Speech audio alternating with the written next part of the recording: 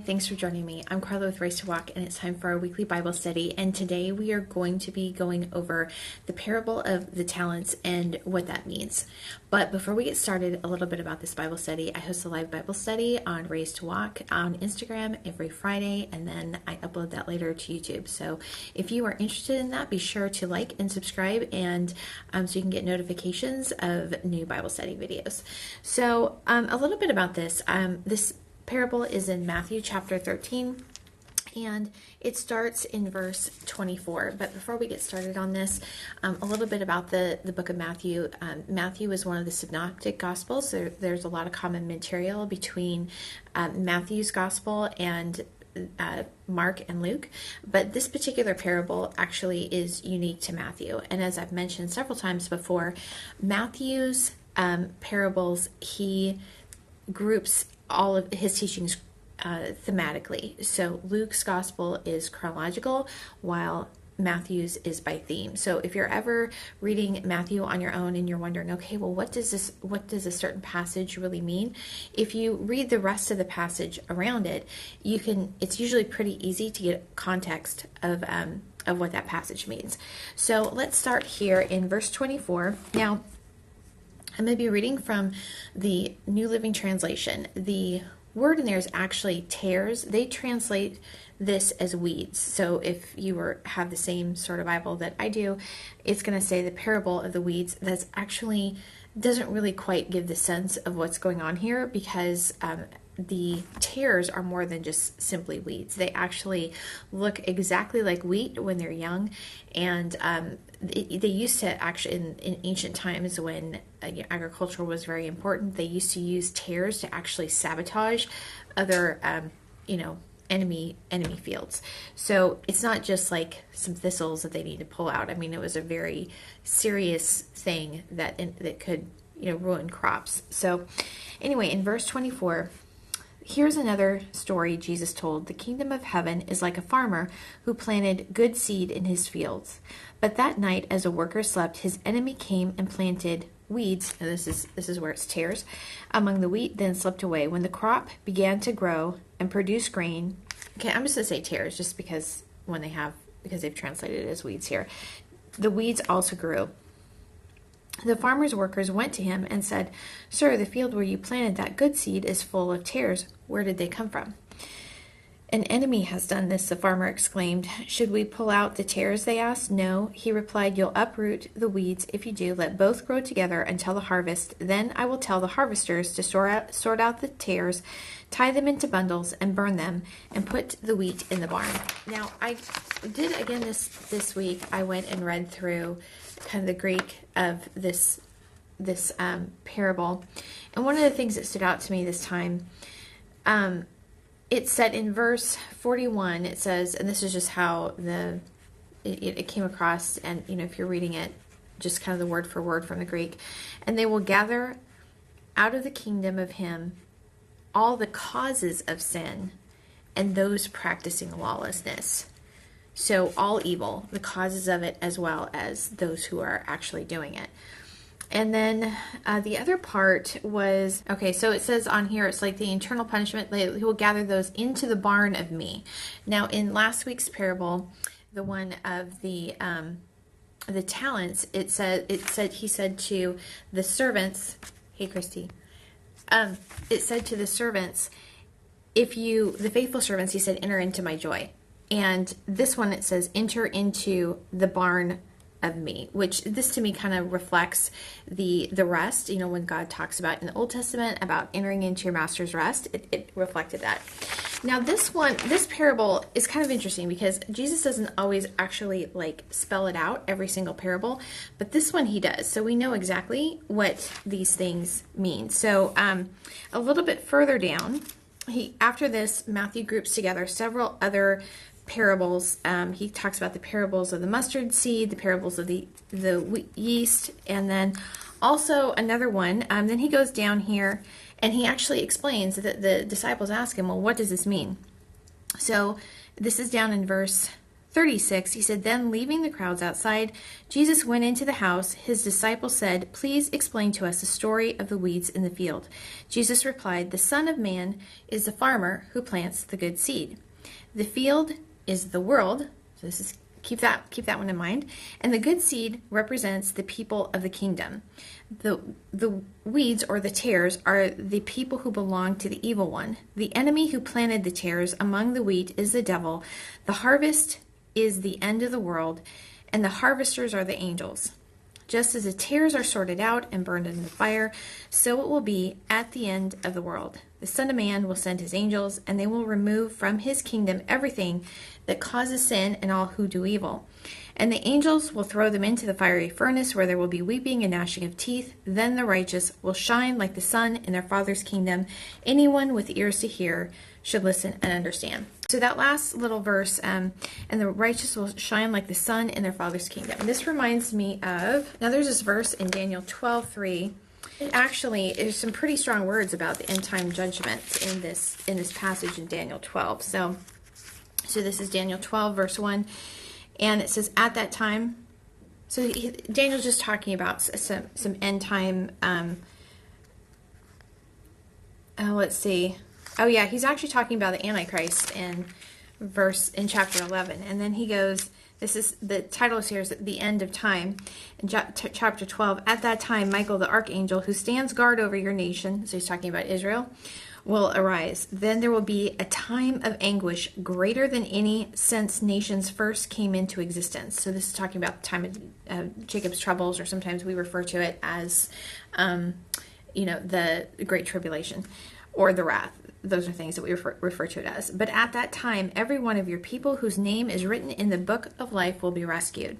Many of those whose bodies lie dead and buried will rise up," it's talking about the resurrection, "some to everlasting life, and some to shame and everlasting disgrace." And this is a verse that passage in Matthew reminds me of. "Those who are wise will shine as bright as the sky, and those who lead many to righteousness will shine like the stars forever. But you, Daniel, keep this prophecy a secret. Seal up the book until the time of the end, when many will rush here and there, and knowledge will increase."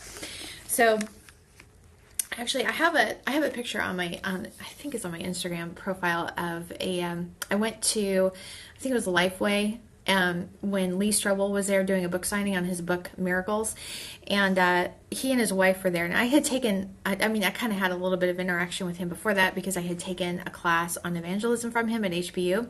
So I went down there and was just talking to him a little bit, and I got my book signed. I have a picture with them, and this is just like a picture with my BlackBerry. But if you look at the picture, I have it posted. They look, you can't even tell their features. It's just like this light. It's like they're just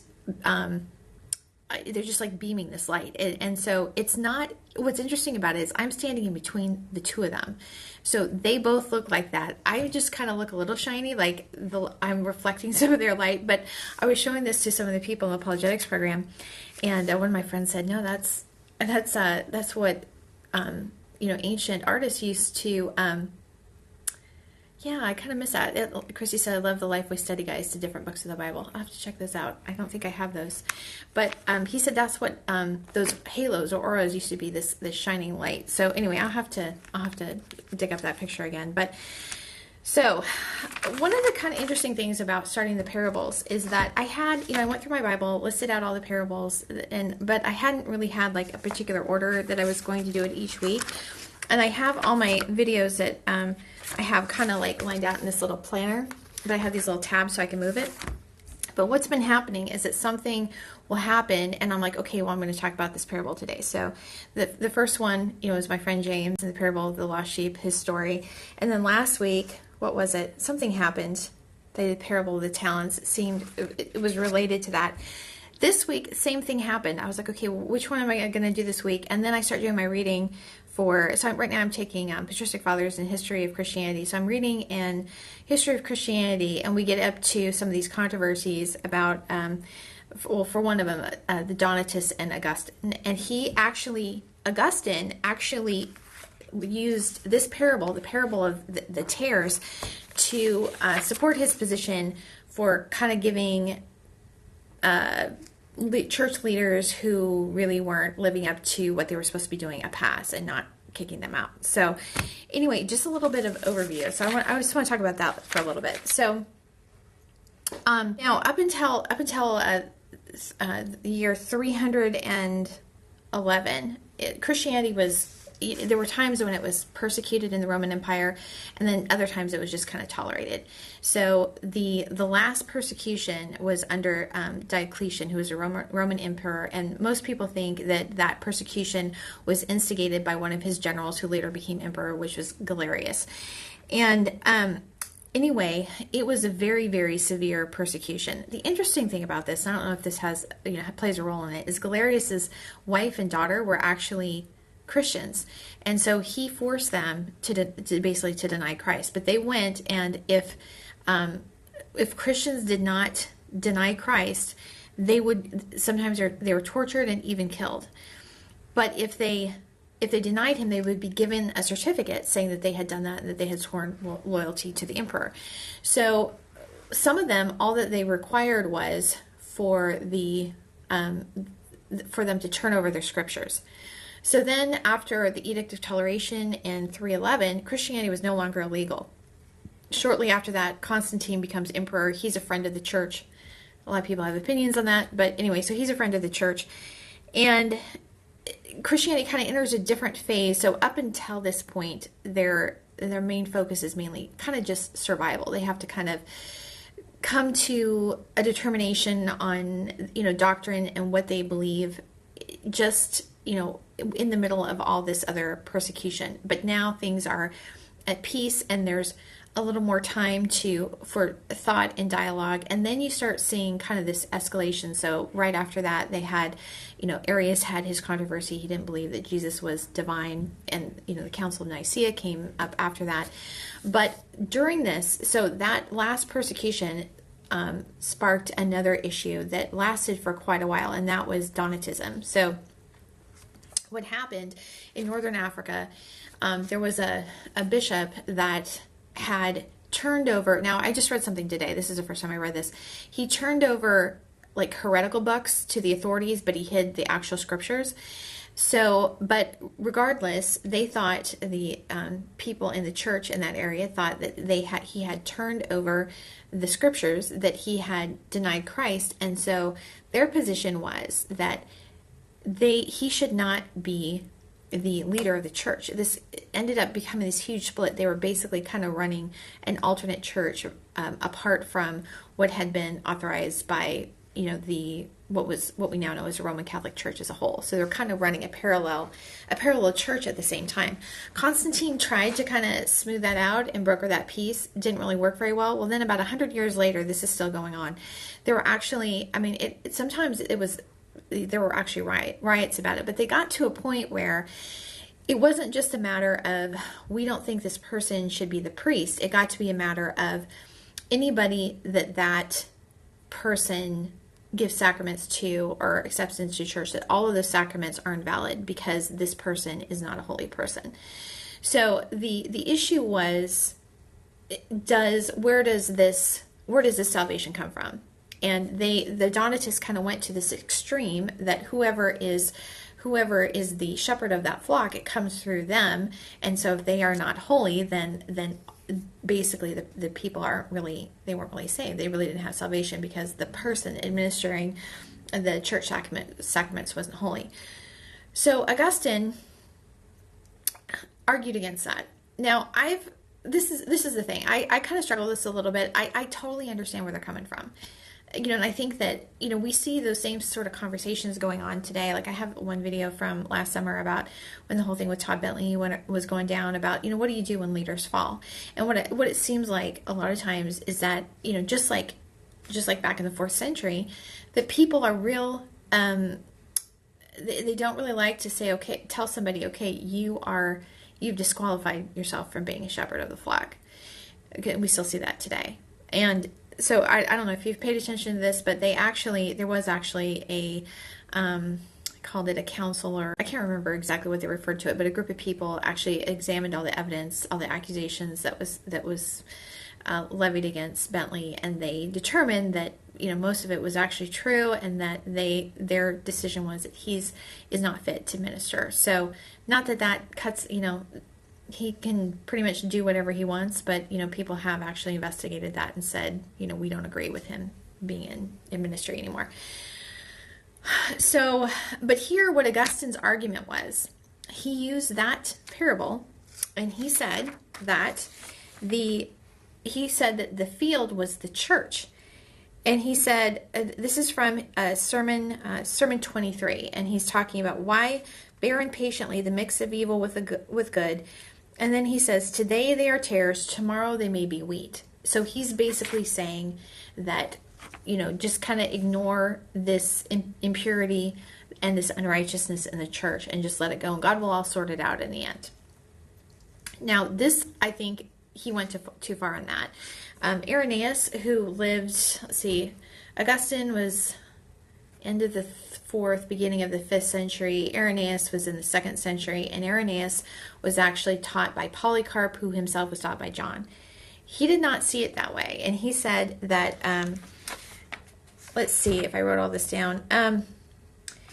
He said, and he's talking about the same parables, and he said, is therefore one and the same God, the Father, who has prepared good things with himself for those who desire his fellowship and who remain in subjection to him, and he has the eternal fire for the ringleader of the apostasy and the devil and those who revolted with him, into which the Lord has declared. So anyway, he's basically going over the same thing, and he's like, you have to remain in this fellowship. And so he talking about the world. It's not the church. I mean, I think that Augustine is totally took that out of context, and even out of the context of the rest of Scripture. So, going back to 1 Corinthians chapter 5, he talks about, Paul is, now this wasn't a leader of the church, but this is somebody in the church, and he's like, this man's in sexual sin, and you're not doing anything about it. You're just tolerating it. And he says, okay, so this is chapter 5, and Paul is writing. He said, I can hardly believe the report about the sexual immorality going on among you, something that even pagans don't do. I am told that a man in your church is living in sin with his stepmother. You are so proud of yourselves, but you should be mourning in sorrow and shame, and you should remove this man from your fellowship. Okay, and so he said, even though I'm not with you in person, I'm with you in the spirit, and as though I were there, I have already passed judgment on this man. So obviously Paul didn't think that parable of the talents is referring to you can't, you should just allow this mix of evil and, in with the church. Okay, so you must call a meeting of the church. I will be present with you in spirit, and so will the power of the Lord Jesus. Then you must throw this man out and hand him over to Satan, so that his sinful nature will be destroyed, and he himself will be saved on the day that the Lord returns. So, and then down in verse 9, when I wrote to you before, I told you not to associate with people who indulge in sexual sin, but I wasn't talking about unbelievers who indulge in sexual sin, or are greedy, or cheat people, or worship idols. You would have to leave this world to avoid people like that. I meant you are not to associate with anyone who claims to be a believer, yet indulges in sexual sin, or is greedy, or is worships idols, or is abusive, or is a drunkard, or cheats people. Don't even eat with such people. It isn't my responsibility to judge outsiders, but it is certainly your responsibility to judge those inside the church who are sinning. God will judge those on the outside. So this is what the parable of the tares is referring to. God will judge those on the outside. But as the scriptures say, you must remove the evil person from among you. And what is that a quote to? Oh, and that's in 12. Let's see. That's in Deuteronomy 17:7, 19:19, 21:21, and 24:7. So it really doesn't line up with Augustine's position that, yeah, you just need to accept that in the church, especially among leaders. It's just not. That's just not right. But and the other thing too is this is in Revelation in the letters. So this is in, it starts out with chapter 1 is the introduction. Chapter 2 starts into the letters of the church in Ephesus. But I have this complaint against you. You don't love me or each other as you did at first. Look how far you have fallen. Turn back to me and do the works you did at first. If you don't repent, I will come and remove your lampstand from its place among the churches. So basically, the Spirit's going to be removed if they allow, if they're not living in line with what their faith should be. Is there another one? To the church in Pergamum. But I have a few complaints against you. You tolerate some among you whose teaching is like that of Balaam, who showed Balak how to trip up the people of Israel. He taught them to sin by eating food offered to idols and by committing sexual sin. In the similar way, you have some Nicolaitans among you who follow the same teaching. Repent of your sin, or I will come to you suddenly and fight against them with the sword of my mouth. So, here's the thing. I was reading a little bit more about this and about Augustine's interpretation of the parable of the tares. And some of them say, well, this is about, toleration in the church. Now, I understand, I can see where, people don't, we kind of forget how fortunate we are in the church today. Not only that we have freedom of religion, in the U.S., but that we don't have a state church, and so that we're not obligated to believe specific things about points of doctrine. So we can have differences of opinion, and we're not going to be arrested or thrown out of the church or even killed because we don't believe a certain point of doctrine in the same way other people do. So that's one of the things I've been noticing on. I very, very rarely go on Facebook, but when I do, it's just, I always kind of regret it because I see things that people are saying, and it's like, think about what you're sharing before you spread that idea. Like some people, you can't have freedom of religion if you're going to try to condemn another person's religion.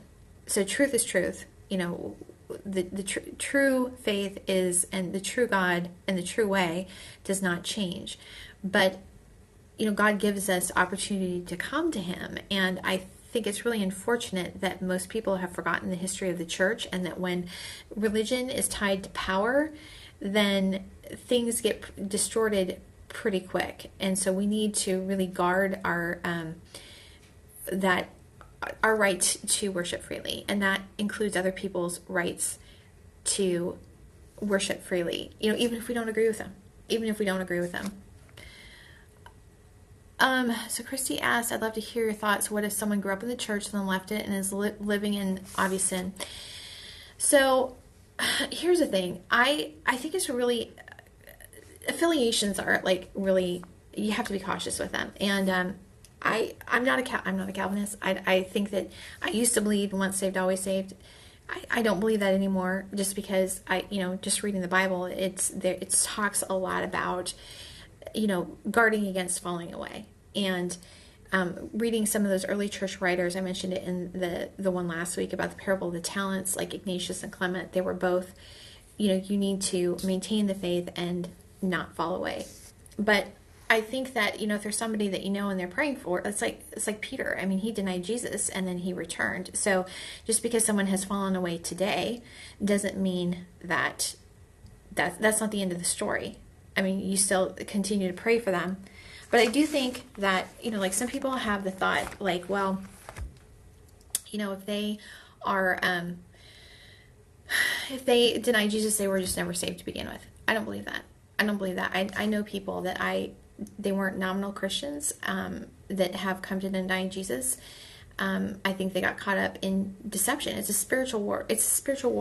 So there's deceiving spirits. And so if somebody was never part of, if they just never knew God, sometimes it's just a lack of information. It's not a spirit of rebellion, or they're not rejecting anything because they never really knew what it was in the first place.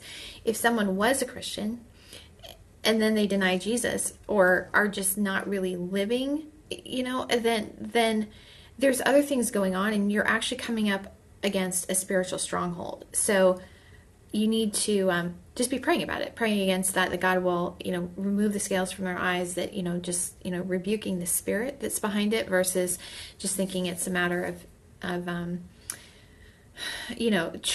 sometimes it's not even, people don't know what they're dealing with. And just in the last couple months, some of the things that I've seen, that it's like, it's a spiritual thing. They think that they're just dealing with some habits, but there's actually some spiritual bondage that's going on. And I think in the Western church, we don't really acknowledge it that much. And so sometimes there can be generational things that are going on that need to be addressed. So I would just keep praying for him. As far as association, affiliation, I think you just kind of have to pray about that. As far as, I don't know. I was just talking to a friend of mine who she was kind of debating leaving an association because she knew somebody was kind of operating in the wrong spirit. And this is what I think. Like, if God tells you to go, you go. I mean, if he tells you to leave and detach, then you need to do that. But you just pray about it and ask God about it. Like, how do you want me to interact with this person? What kind of association do you need? Do you want me to have? Because if they're not a Christian, then what Paul is saying doesn't apply here. But if they say they're a Christian and they're doing all these things, that's what he's saying. You don't do that. You don't come into fellowship with people who say they're Christians. And, if somebody isn't a Christian, and it doesn't even come into play. But if they are, then that's where you have to be concerned. And I can't remember if I shared it on this or not, but I had a situation where I was really involved in something, and really involved in an effort, and really involved, as a friendship and emotionally with the people, so I had very strong relationships with them. And I had this, God basically told me to remove myself from the situation, to detach from it. I mean, like, there were like three things. Like, I had this kind of like this mental fit. It was like a vision. I had two people give me the same word of knowledge about like detaching, removing, unplug. So, and then I had a dream. It's someone that came up to me and said, you need to detach from this. And I still didn't. It took me a little while to kind of remove myself. But I think that, I don't know, you just have to pray about it. You just have to pray about it and say, what do you want me to do here? But if he tells you to detach, then you need to do that. Because like in that book of Revelation where it said, you're letting these false teachers in the church, you need to remove them, or I'm going to come and I'm going to war against them. Well, if there's an attack, if he's warring against them and they're in the church, it's going to be hitting other people around the church too. So I think that's part of the whole thing about, there's some spiritual ties that we don't really see. I do think we need to be careful about our affiliations, and it really upsets me when I see, like, sometimes people in leadership take such a callous attitude towards, abuses in the church by leaders. It really upsets me. I think it's so damaging to people in the church, and it's such a bad witness. I mean, it's just horrible. But anyway, just enough about that. I just kind of want to give a little bit of an update. I had like 3 prayer requests from last week. Zach's still doing great with his treatment, so that's one thing. The other thing is I had mentioned my friend James, praying for him for not only for a job, but also he had some other things going on. One of them was he needed wanted to find a roommate to help with expenses. So he got one that fell through, but then he got another one. So it almost feels like, there's like this movement for him, but there's this opposition trying to hold it back. So we just keep praying for James. And then the other thing is, I had been sharing the whole saga of our flooding issues in Kingwood, and so this is the latest update. I mentioned that they had a meeting where they had a bunch of people come, and I'm not going to get into the whole thing. I'll link to the other Bible study where I shared it. But anyway, they had this mass amount of people up on that live around the reservoir, bust them in, paid for billboards, bought T-shirts. They had like 1,000 people, and most of them were from around the lake. And so they had they recorded it, and so it's all the comments are there for everybody to see, just the utter callousness of it. And so the request was from people in Kingwood if they could hold the next one on the 20th down close to Kingwood, because it takes just from here, it usually takes about an hour to get up there. And then if people are coming off work, it's just, they really can't get there in time to get up to the meeting. And by that time, they'd have to wait like 5 or 6 hours just to be able to speak, because, everybody that's local has already gotten their name up. So the the board, the San Jacinto River Authority board, had agreed to do that. They found a location that was closer to Kingwood, and they had made an arrangement to do it, and they were doing the walkthrough. And they were telling the people at the facility that there needed to be security and just some of the things that they needed to be concerned with. And they gave them a link to the video of the last meeting. Well, the facility's legal counsel advised them not to host it because the last meeting was so contentious. So anyway, that's where that's at. So just still keep that in your prayers. As I actually did a review on the Hunchback of Notre Dame, and as I was reading it and reading the scene of Quasimodo's trial and out of Esmeralda, and just how the cruel callousness of the people, and it just totally reminded me of what was going on at that meeting. I mean, they had pictures of this little kid it's bad enough that adults are callous, but they have this picture of this little kid is all upset because he can't ride his jet ski. So not only are you callous and don't care about the lives of other people, but you're teaching your children to be callous and self-centered too. So I don't know. When I was reading it, it's people don't change. People don't change. I mean, that is just, we wonder why there's evil in the world.